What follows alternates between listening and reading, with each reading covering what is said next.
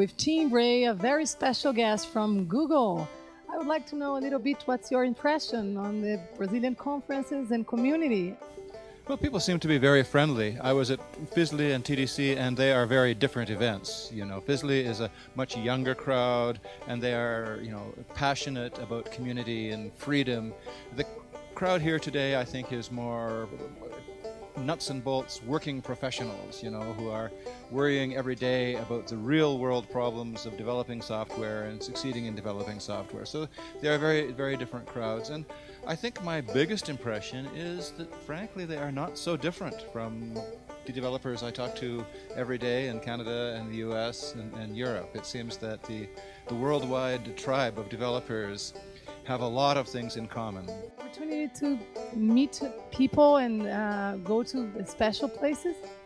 Well, we had a day off, or 2 days off in Porto Alegre, so I looked around Porto Alegre a little bit, and my first impression is, of course, that it's very cold in Porto Alegre, and I'm a Canadian, so, so I think I need to come back here sometime when it's summer and really appreciate it better. Brazil is another world. It's such a big country. You don't realize how big Brazil is until you get here. So my two big impressions are that Brazil is very big, it's its own world, but my own tribe of people, the tribe of developers, are the same people, really. And what, if you need to give an advice for a developer, an Android developer, what would be this advice? Well, be brave. Don't wait. You don't have to wait until you're a top-class expert.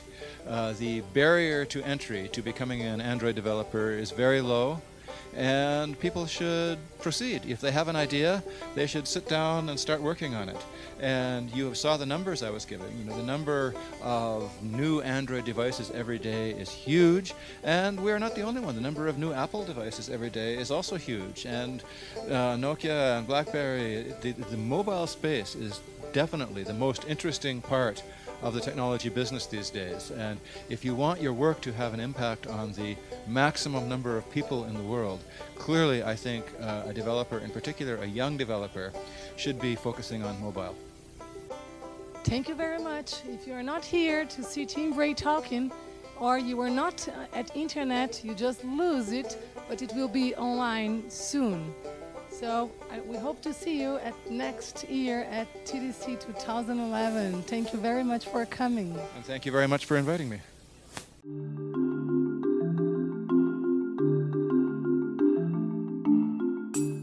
So here's the objective.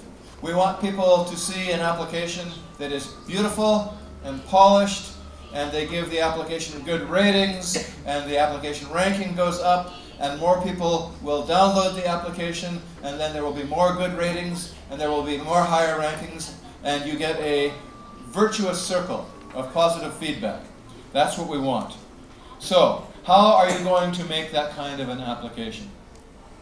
Well, the first and most important thing you have to do is to listen to your users. Nobody is smart enough to be able to predict what the opinions and experience of the users will be. So you have to put your app in the hands of the users as early as possible to learn what they are really thinking.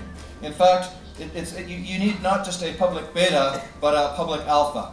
Now, I recommend that for your very first releases, you do not put the app in Android market, because it will have bugs and you will get bad ratings and they will live forever.